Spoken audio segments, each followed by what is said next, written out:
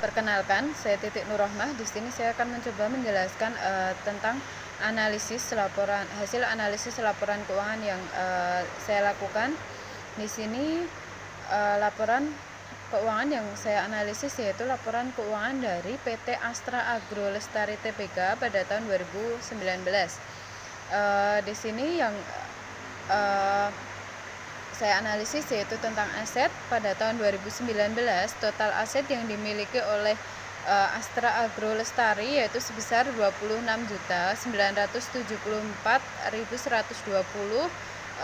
Di sini aktif aset pada tahun 2019 naik sebesar 117.157 dibandingkan dari tahun 2018 yang hanya sebesar 26.865.967.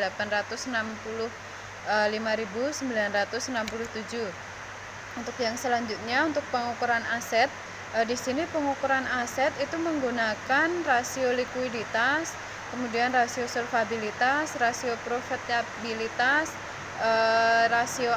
dan rasio aset. Di sini untuk yang pengukuran pertama itu menggunakan rasio likuiditas. Di sini saya menganalisis menggunakan current ratio, quick ratio, cash ratio, dan inventory to NWC.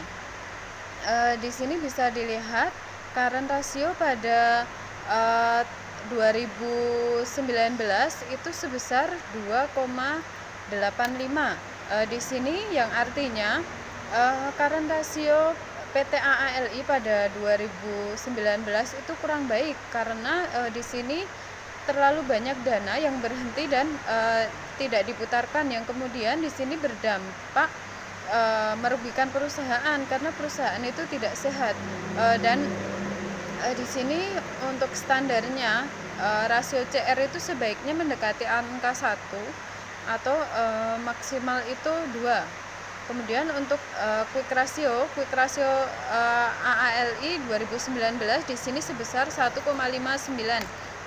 yang artinya di sini kemampuan perusahaan dalam melunasi hutang itu sebanyak 1,59 kali, yang artinya kondisi perusahaan itu dalam keadaan baik karena apabila perusahaan harus melunasi hutang, maka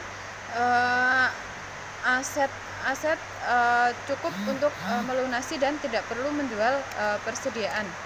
Kemudian yang selanjutnya di sini cash ratio dari ALI tahun 2019 di sini hasilnya 0,24. Di sini artinya ketersediaan kas untuk membayar hutang itu kurang baik karena di bawah rata-rata, yaitu untuk rata-ratanya sendiri sebesar 0,5. Di sini artinya perusahaan itu akan melunasi hutang. Apabila perusahaan tersebut akan melunasi hutangnya, maka perusahaan itu harus menjual aktiva lancar lainnya karena kas yang tersedia di sini tidak cukup. Kemudian untuk inventory NWC di sini hasilnya 0,68. Di sini keadaan perusahaan itu kurang baik karena nilai persediaannya masih terlalu rendah jika dibandingkan dengan modal kerja perusahaan. Kemudian untuk yang selanjutnya itu pengukuran aset dilihat dari rasio solvabilitas. Di sini dari rasio debt to asset ratio hasilnya adalah 0,296.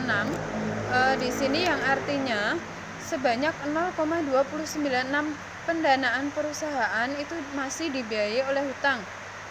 Jadi misal 100 rupiah pendanaan itu 29 rupiahnya dibiayai oleh hutang dan 71-nya itu disediakan oleh pemegang saham. Kemudian untuk yang selanjutnya itu pengukuran aset dengan rasio profitabilitas. Di sini ada ROI dan ROA.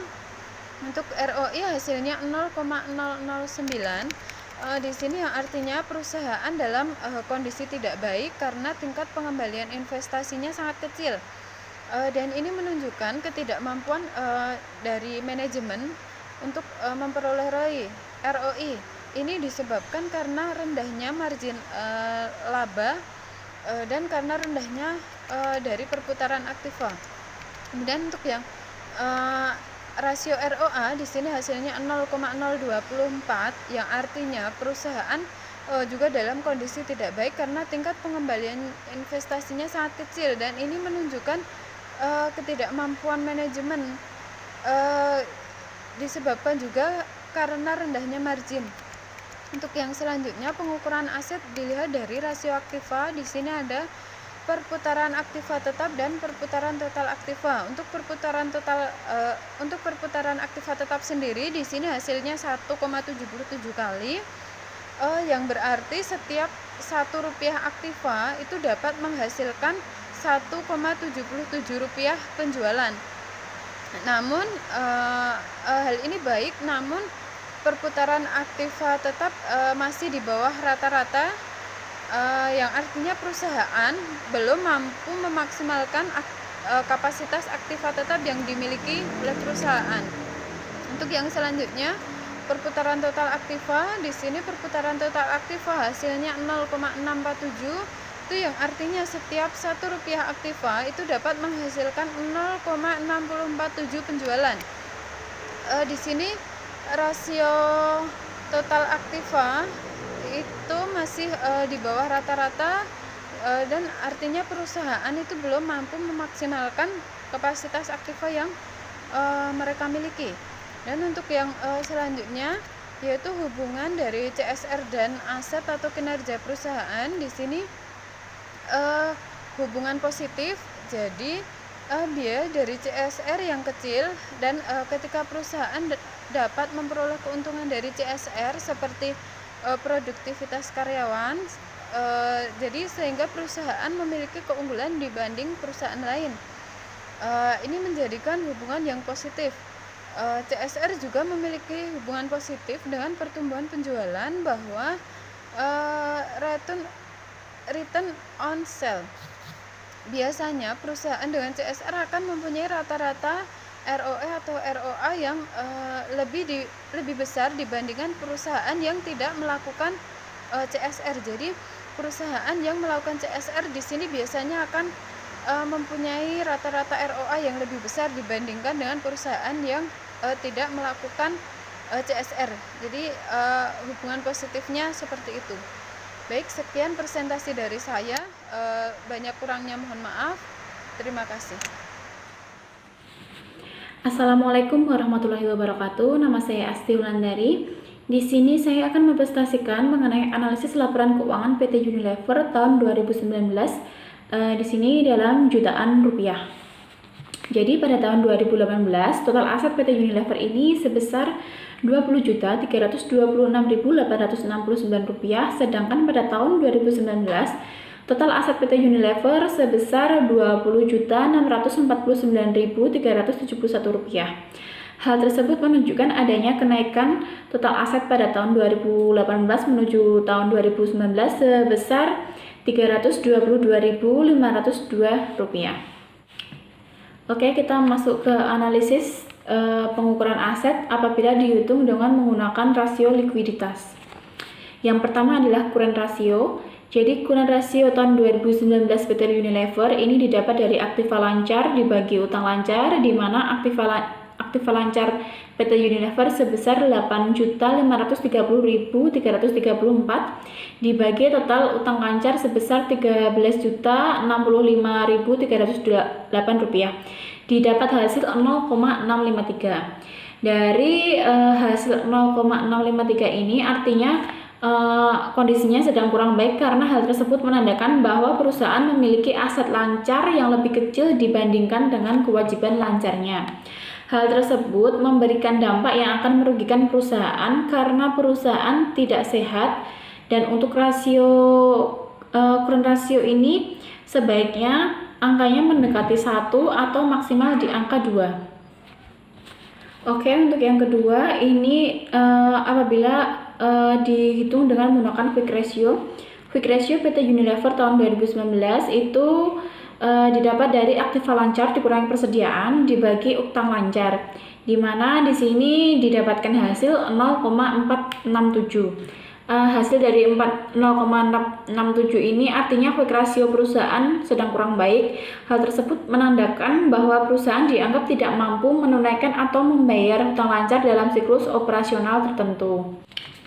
Oke, kita masuk ke nomor 3 yakni cash ratio. Jadi cash ratio PT Unilever tahun 2019 ini didapatkan dari hasil kas plus bank dikurangi utang lancar, di mana kas plus banknya ini sebesar 628.649 dibagi utang lancar sebesar 13.065.308 rupiah, di mana didapatkan hasil sebesar 0,048. Hasil ini berarti saat ini PT Unilever hanya mampu menutup 0,48% dari kewajiban lancarnya. Dengan demikian bisa dikatakan kalau PT Unilever ini masih tergolong beresiko dan kurang baik untuk ukuran likuiditas yang sehat dan seharusnya. Untuk yang keempat adalah inventory to net working capital tahun 2019.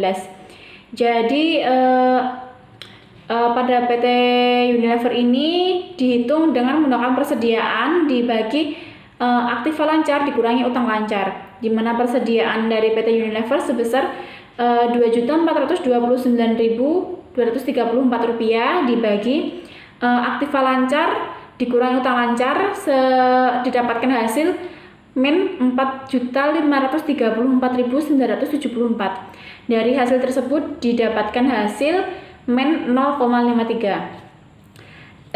Rasio sebesar 0,53 ini berarti keadaan perusahaan sedang kurang baik karena nilai persediaan masih terlalu rendah dibandingkan dengan modal kerja perusahaan.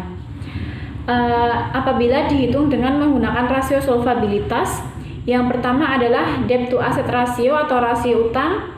Jadi rasio utang tahun 2019 dari PT Unilever ini didapatkan dari total hutang sebesar 15.367.509 dibagi total aset sebesar 20.649.371 didapatkan hasil 0,74. Artinya sebanyak 0,74 aset perusahaan dibiayai oleh utang. Semakin besar nilai rasionya, maka semakin besar pula utang yang dimiliki oleh perusahaan. Artinya semakin besar kewajiban perusahaan yang harus ditunaikan kepada pihak lain. Tentu saja ini kurang baik bagi perusahaan tersebut. Oke, apabila dihitung dengan menggunakan rasio profitabilitas. Yang pertama dihitung dengan rasio ROI. Jadi ROI tahun 2019 ini didapatkan dari laba bersih perusahaan sebesar 7.392.837 rupiah dibagi total aset sebesar 20.649.371. Didapatkan total 0,358 yang artinya perusahaan dalam kondisi baik. Hal tersebut bisa diartikan bahwa perusahaan mampu mendapatkan laba bersih sebesar 35,8% dari keseluruhan aset yang dimilikinya.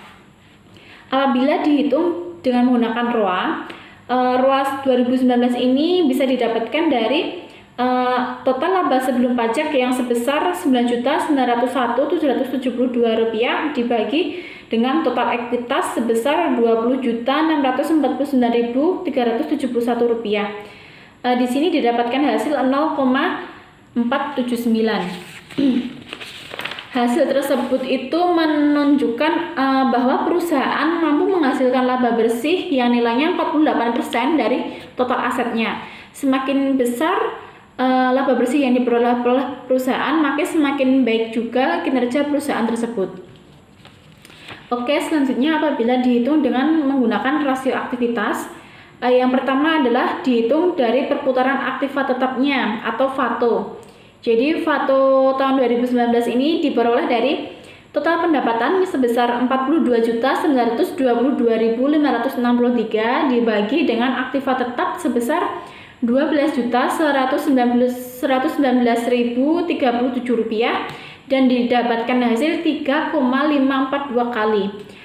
Jadi perputaran aktiva tetap sebanyak 3,543 kali, yang artinya pada tahun 2019 PT Unilever mampu menghasilkan penjualan sebesar 3,543 kali dari total nilai aktiva tetapnya. Tentu saja ini juga bagus. Yang kedua, apabila dihitung dengan menggunakan perputaran total aktiva atau TATO. Jadi TATO ini didapatkan dari hasil pendapatan sebesar 42.922.563 dibagi total aktiva sebesar 20.649.371 dan di sini mendapatkan hasil 2,076 kali. Hal tersebut berarti nilai rasio aset turnover perusahaan adalah sebesar 2,076 kali. Dengan kata lain, perusahaan telah maksimal dalam mengelola aset yang dimilikinya. Hal ini dibuktikan dengan jumlah penjualan yang lebih besar daripada rata-rata total aset yang dimilikinya. Dengan hal ini bisa disimpulkan apabila perusahaan dihitung dengan menggunakan rasio likuiditas dan rasio solvabilitas ini didapatkan hasil yang kurang baik. Namun apabila dihitung dengan menggunakan rasio profitabilitas dan rasio aktivitas, maka perusahaan ini cenderung baik. Jadi tergantung dari penggunaan rasionya.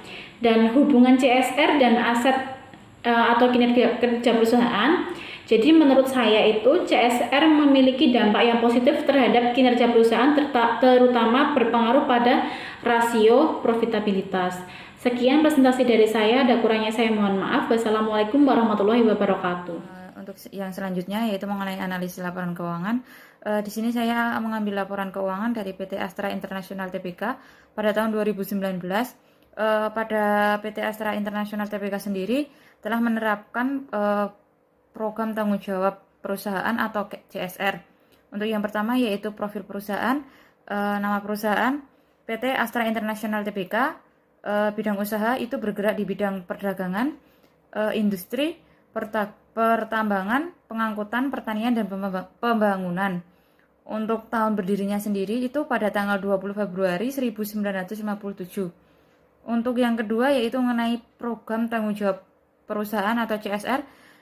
Di sini strategi penerapan tanggung jawab sosial dilakukan berdasarkan Public Contribution Roadmap, di mana di sini untuk memastikan manfaat jangka panjang dan sejalan dengan strategi bisnis yang telah diterapkan oleh grup Astra sendiri.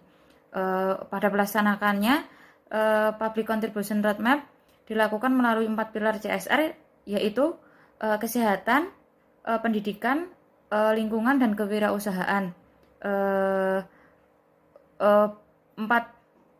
Program 4 pilar Astra sendiri antara lain yaitu Astra Sehat, Astra Cerdas, Astra Hijau, dan Astra Kreatif. Untuk yang selanjutnya yaitu mengenai analisis asetnya. Di sini saya menggunakan 3 rumus. Yang pertama ROA atau Return of Asset dengan rumus laba bersih setelah pajak dibagi total aset. Jadi untuk hasilnya itu pada PT Astra sendiri itu sebesar 0,075, di mana dari hasil di atas menunjukkan bahwa perusahaan dalam kondisi baik karena hasil mendekati angka 1, yang berarti tingkat pengembalian baik, dan ini menunjukkan bahwa manajemen dari perusahaan Astra sendiri mampu memperoleh ROA. Untuk yang selanjutnya yaitu mengenai DAR atau Debt to Asset Ratio dengan rumus total liabilitas dibagi total aset. Pada PT Astra sendiri hasilnya yaitu sebesar 0,46. Dari hasil di atas menunjukkan bahwa DAR kurang dari 0,5 maka dikatakan buruk, karena aset dari perusahaan itu dibiayai oleh hutang. Untuk yang terakhir yaitu mengenai perputaran persediaan itu dengan rumus penjualan dibagi rata-rata persediaan. Pada PT Astra International sendiri itu dengan hasil 9,76, di mana dari hasil di atas perputaran persediaan kurang baik karena kurang dari 10. Untuk yang selanjutnya hubungan CSR dengan aset itu sendiri saling berkaitan, di mana CSR sangat berpengaruh terhadap aset karena perusahaan yang baik pasti akan menerapkan CSR yang baik juga guna menghasilkan keuntungan bagi perusahaan itu sendiri.